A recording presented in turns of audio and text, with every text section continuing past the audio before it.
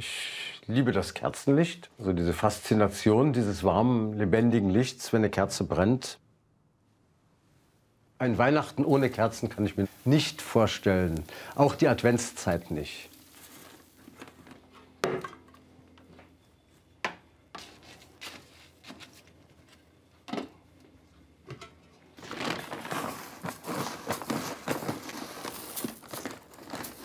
In seiner Werkstatt in Manderscheid fertigt Michael Moll das ganze Jahr über Kerzen. Der Kerzenziehermeister lässt Wachs schmelzen für eine Apfelkerze.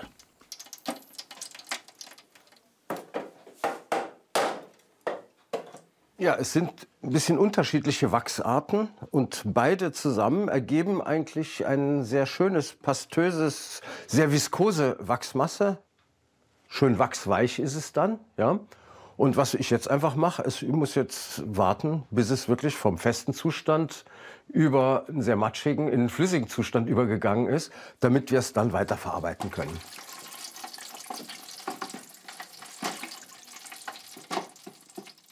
Heute werden wir Kerzen modellieren. Also ich habe ein Wachs rausgesucht, das zur Rohstoffgruppe Paraffin gehört. Es ist recht weich, es ist geschmeidig. Es lässt sich so bei 40, 43 Grad sehr schön von Hand formen, von Hand modellieren. Wir werden Äpfel aus Wachs machen, duftende Wachsäpfel. Der grüne Apfel bekommt Anilinfarbe. Ja, wie man sieht, brauche ich auch nicht allzu viel Farbe, weil diese Farben sind sehr intensiv. Hier habe ich jetzt ein bisschen auch flüssige Farbe, aber auch hier kommt noch ein bisschen mehr von dem Rot. Die Farbtöne unterscheiden sich. Und ich habe einfach festgestellt, wenn ich das zusammenmische, wird das Rot einfach viel, viel kräftiger, viel intensiver.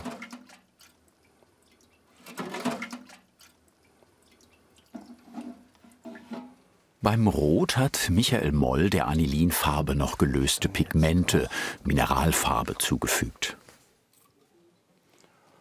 Das ist jetzt Duftöl, Marke Apfel.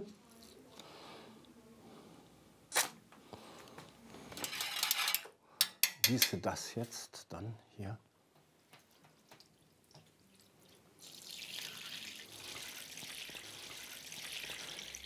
Es hat jetzt, ich sage so circa 75 Grad, 70, 75 Grad. Es könnte ein bisschen heißer sein.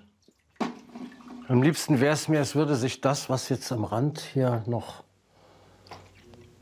schon direkt hart wird, es würde sich noch lösen. Ja, ich bemühe mich, das so voll wie möglich zu machen, dass es nicht überläuft. Man sieht schon an den Kanten. Viel mehr dürfte es jetzt nicht sein.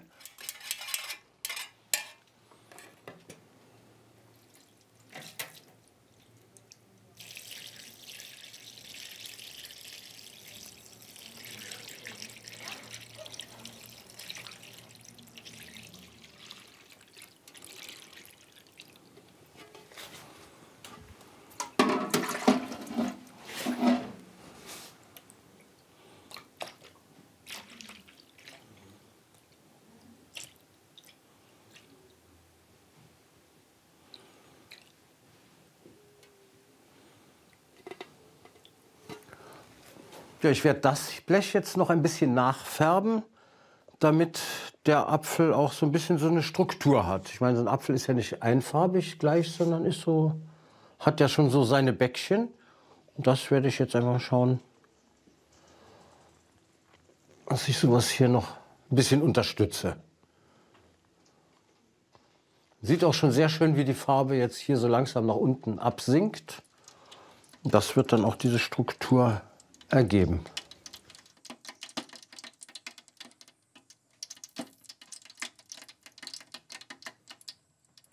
Es ist einfach eine kreative, sinnliche Tätigkeit. Ich meine, ich habe ja da schon doch etliche Kerzen im Laufe der letzten Jahre, Jahrzehnte gemacht. Und trotzdem behaupte ich jetzt einfach mal, dass da zwei wirklich total identische Kerzen dabei waren. Das wird wohl eher mal nicht der Fall sein. Ja, das wird jetzt das Wachs für die Blätter. Während das Wachs für die Apfelblätter schmilzt, kontrolliert der Manufakturchef das Wachs auf dem Blech für die Apfelkörper. Es ist immer noch flüssig. Das Blätterwachs ist fertig fürs Wasserbad. Das Wachs hat ja so einen Schmelzpunkt auch hier, dieses von ca. 60 Grad.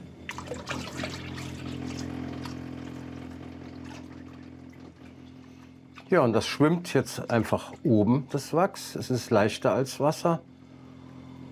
Es bildet sich hier oben eine sehr schöne, dünne Wachsschicht. Und wenn die erstarrt, dann habe ich eine schöne, dünne Wachsplatte, aus der wir dann nachher diese Blätter ausschneiden werden. Blätter und Apfelwachs erkalten jetzt gemeinsam.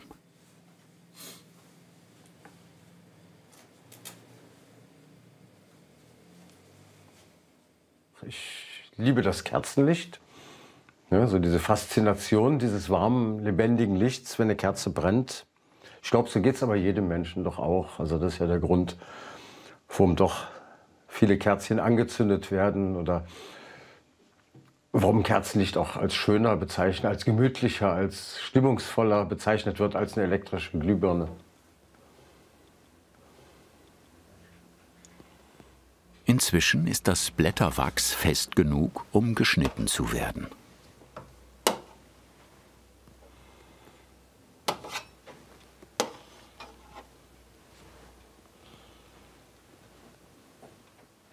Ja, ich hoffe, dass die jetzt wirklich schon so weit abgekühlt sind. Ja, ein bisschen weich ist es noch, aber es ist schon so, dass man es jetzt hier auch schon wieder rausnehmen kann. Die sind doch schön jetzt schon fast hart. Genauso hatte ich mir das vorgestellt.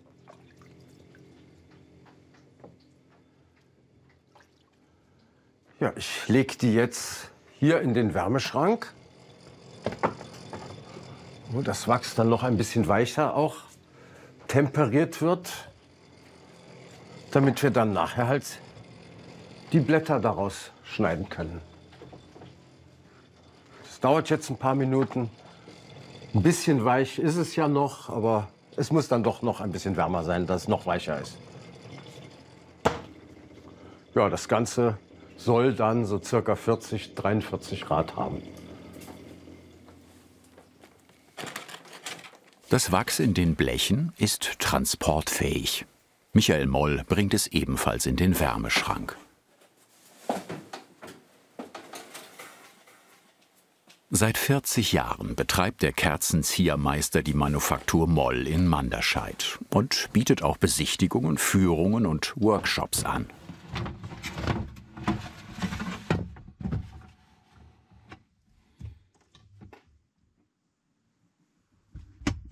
Ich habe angefangen mit den Kerzen selbstständig zu machen, eigentlich mit der Idee, hier in unserer schönen Vulkaneifel auch Vulkaneifelkerzen zu machen. Und das Ganze hat sich dann natürlich immer weiterentwickelt und weiterentwickelt. Und da haben wir eine Vielzahl von ganz, ganz unterschiedlichen Modellen. Kreative Kleinserien, Skulpturen.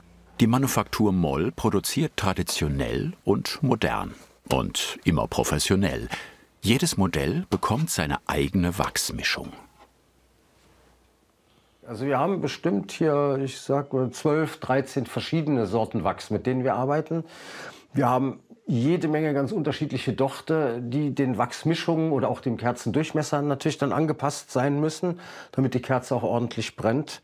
Und was natürlich für mich ganz wichtig ist, wir haben natürlich ganz unterschiedliche Techniken, wie wir Kerzen herstellen können.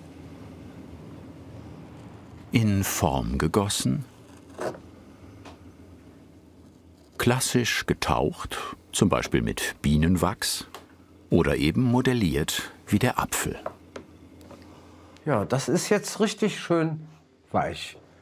Und Wir brauchen ja diese Blätter.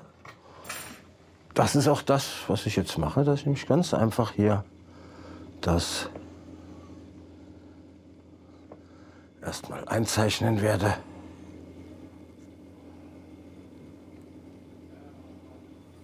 Jede Apfelkerze soll später genau ein Blatt bekommen.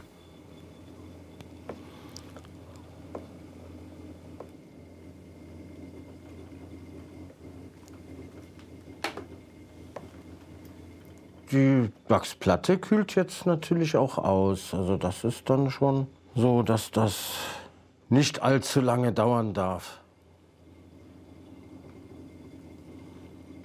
Sobald die Wachsplatte zu kalt wird, muss sie zurück in den Wärmeschrank. Das, was wir hier machen, hat, ich sage es einfach mal so, nicht so viel mit dem zu tun, was die Kollegen machen. Weil es ist doch schon so, dass es ist fast eine Industrie oder es ist ein Industrieberuf geworden, wo es darum geht, mit Maschinen ja Tausende, aber Tausende immer die gleichen Kerzen zu machen.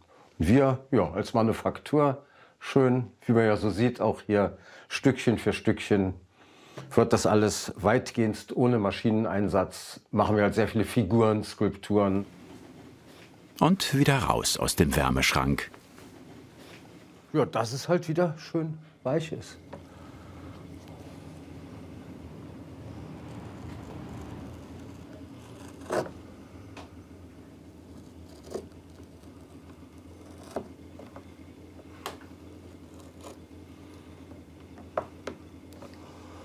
Und darum geht es jetzt, dass ich jetzt einfach dieses Blatt habe, was wir nachher ja auch auf den Apfel dann auflegen werden.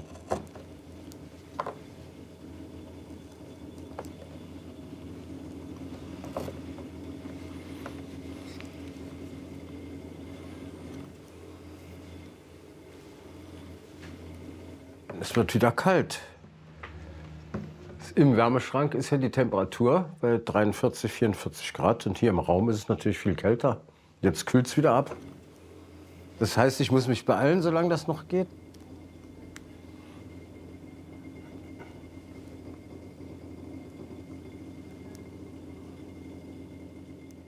Kerzen sind zum Brennen da.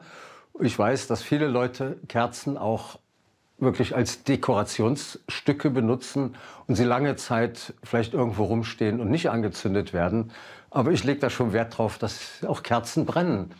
Weil für mich selber ist auch die Faszination dieses Kerzenlichtes, finde ich auch eine ganz spannende Geschichte.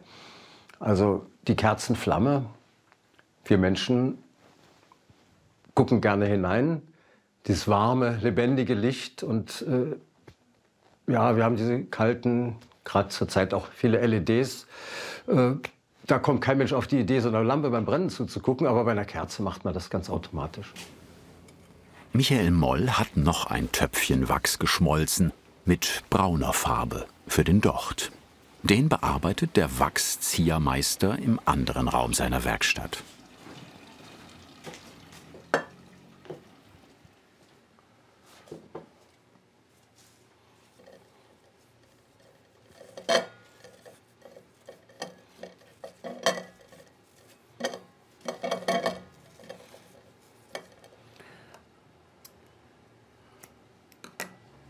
Ja, also da geht es mir jetzt darum, dass der Docht erstmal mit Wachs vorgetaucht ist, weil er dann besser anbrennt, wenn ich eine Kerze anzünde. Und auch, dass ich natürlich dann braune Stiele habe in den Äpfeln drin.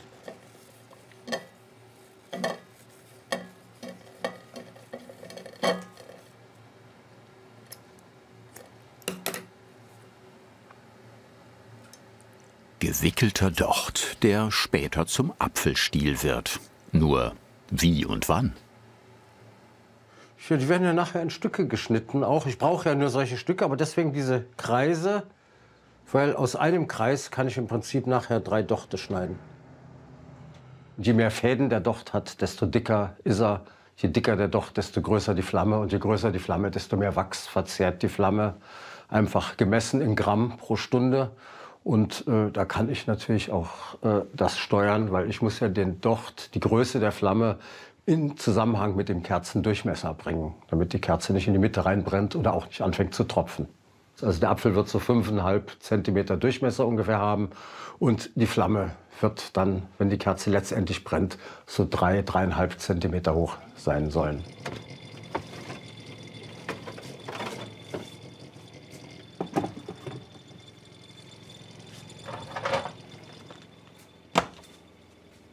Das Wachs in den Blechen ist inzwischen richtig temperiert, um bearbeitet zu werden.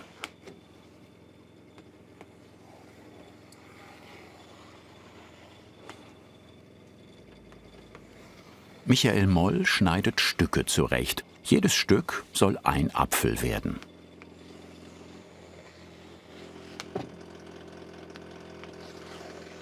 Da der Manufakturchef einen Apfel nach dem anderen modelliert, nimmt er immer nur ein Stück Wachs raus.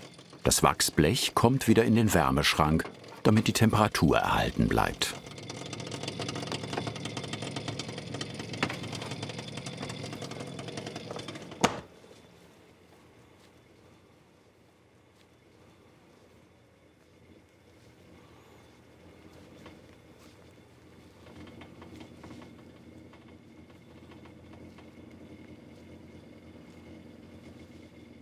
Ja, das Wachs hat jetzt so eine Temperatur von ungefähr 42, 43 Grad und ist natürlich unheimlich schön geschmeidig. Dadurch lässt es sich auch super schön formen. Wie man sieht, hier habe ich jetzt gerade halt diese Kugel daraus gemacht, um aus der Kugel jetzt einen Apfel zu machen. Wo sind die Blätter? Da sind sie ja.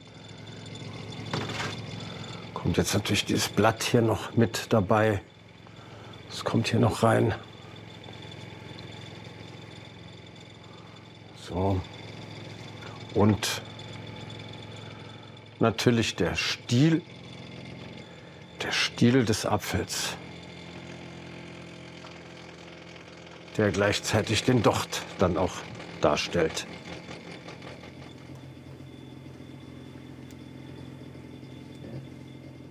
Wenn ich mit Wachs modelliere, dann muss ich das aus einem Stück machen. Ich kann beim Wachs schlecht was dran heften. Ich kann nicht, eine Kerze aus 2 Stücken besteht, die so aneinander bappen.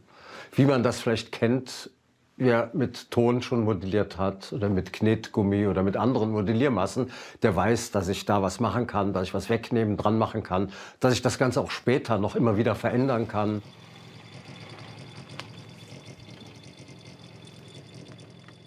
Beim Wachs ist es halt so, ich habe genau diesen Punkt, wo er wachsweich ist.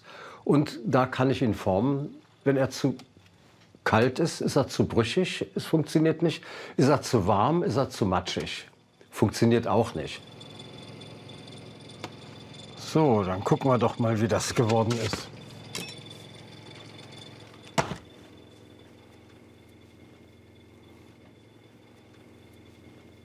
Ja, hier sieht man so ein bisschen diese Maserung von vorher.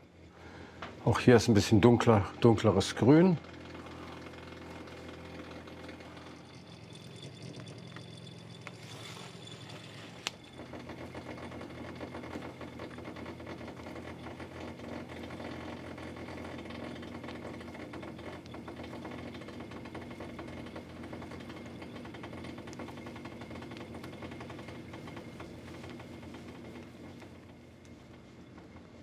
Ja, so kann man sich das schon ein bisschen vorstellen, ungefähr, dass das mal ein Apfel werden soll.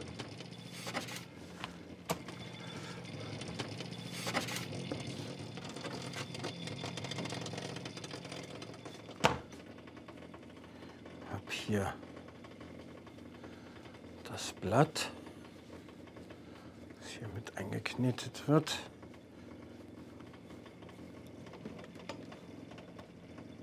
Wenn ich das Blatt an den Körper des Apfels dran mache, da wird der Stiel ja innen in den Apfel auch reingedrückt und zusammen mit dem Docht dann noch festgedrückt. Das kann natürlich mal passieren, dass das Blatt dann nicht richtig dran ist, aber trotzdem durch den Docht noch gehalten wird.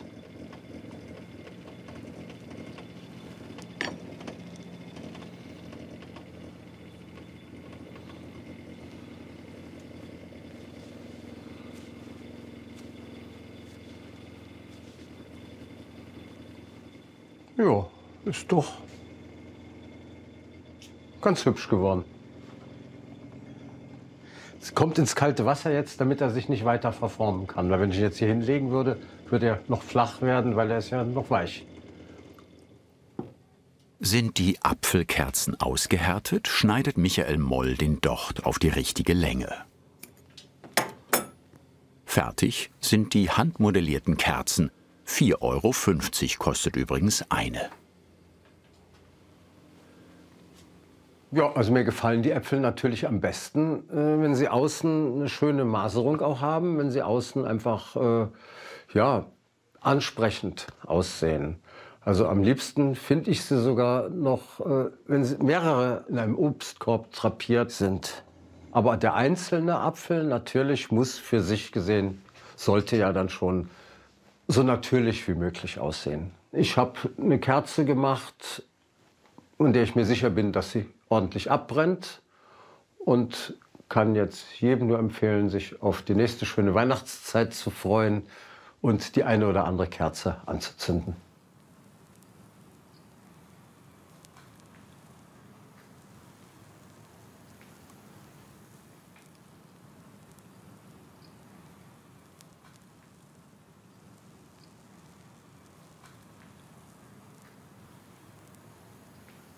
Handwerkskunst. Liken, teilen, abonnieren.